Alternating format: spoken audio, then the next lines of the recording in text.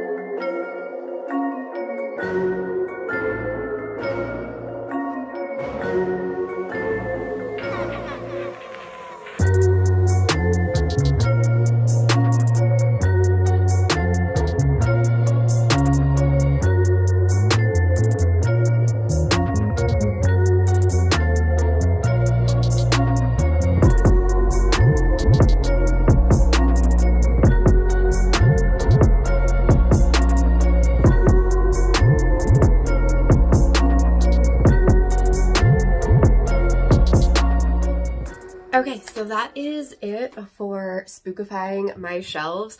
I have no idea how long this spider stuff is going to last with the kitten. She is already biting at it, so we'll see. We'll see if that ends up lasting. The stuff at the top should be fine, but this one right here, she keeps biting at, so we'll see if that works or not. But for now, let's go through my shelves. So I'm just gonna take you around the room, and you can see Maggie freaking out with her toy as we do it, but I'm just gonna walk you through kind of where my books are and how they're organized. So starting at the top, we have like light contemporary fantasy. Those are some of my favorites, so I have those over there. And then we get into paranormal urban fantasy. So we have like some JLA, and then this is a full JLA, and then into Scarlett St. Clair. So over on the side, you can't really see because the cobweb is in the way, but that is the Touch of Darkness and King of Battle and Blood series. And then the entire Apollyon, is that what that was called? Half-Blood? I don't remember, but I really love that YA series. So that is what the top looks like. Coming down, we have, these are what I'm calling contemporary books. They have romances in them, like that Simple Wild, I guess, is like pretty romancy, but like Dear Me Blue and the Kate Clayborn ones are more contemporary-ish. So I have that, and then that cute little decoration right there. We go into some higher fantasy, but it's still romance stuff. So I have the Fortuna Sworn series, the Fate of Wrath and Flame by K.A. Tucker, and then my Crescent City ones, which these ended up getting separated from the rest of my Sarah J Maas just because of their size. And then this, this is my Nalini Singh fan shelf. It's actually 2 rows deep, and behind it is the Psy Changeling series, and then in the front is the Guild Hunter series. I have read all of the Guild Hunters series. I haven't read all of the Psy Changeling yet. That's my Nalini Singh shelf. This is the cobweb that I don't know if it's gonna last because my cat's water dish is right there, so she was already chewing on the corner. But this is some, right here is my middle grade stuff, which is only here for spooky season. These are like my witchy fantasy paranormal romances. So we have some TJ Klune, some historical, into all of my witchy romances. And then, like I said, here, these are just like some spooky middle grades that I just moved over here for the spooky season. And then my whole Sarah J Maas shelf. I'm really sad because these candles are like fading so badly. Like that one is terrible. Oh, it makes me so sad. This is my Sarah J Maas shelf. Everything that's a Throne of Glass into the Court of Thorns and Roses series. Moving down, this is all of my romances. So this is where the romances begin. So I have some right here into even more, and these are more like trade published. I just have some decorations over here. So I have some book charm, bookmarks, a little decoration. So onto this shelf, I have some Happy Go Lovely sleeves over there. I kind of have these in like color families, I guess. So this is more like blacks and oranges. And then I have some Lexi Ryan books into, these are still some trade books, and these ones lean more contemporary than romance. And then on this side, we go into my indie books. So we kind of go from dark to light, I guess. Not 100%, but we go through there. I have my entire Onley James collection, Sarah Kate, Candy Steiner, Mariana Zapata. And then on that side, we have the like a gray and pink Happy Go Lovely sleeves. So that is what the top half of my bookshelf looks like. This is like the majority of my stuff. Down below, I have some just stuff that I shoved off to the side. There's like some classics and stuff over here. This is my fantasy shelf. So I have like Tasha Suri, City of Brass series, and then Catherine Arden. And then over here I have some YA. This is kind of like my favorite YAs, I guess, other than the fact that I hated One Night Breaks, but we won't talk about that. And then same thing with down here. So these are more like contemporary, lighter fantasies.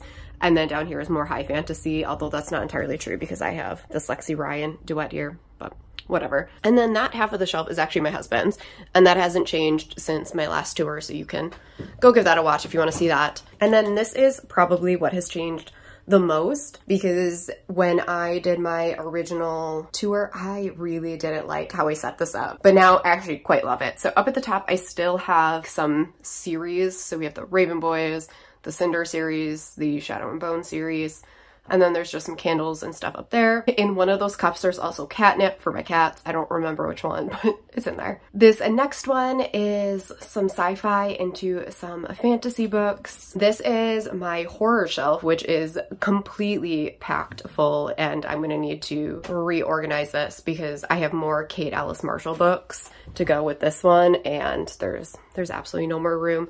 But House of Hunger is one of my favorite covers of all time, so it has to face forward. And then we come into, these are my favorite mysteries. I've read every single book on this shelf and it makes me so happy. I absolutely adore this shelf. And then we get on to some thrillers. I have pretty much just my favorites.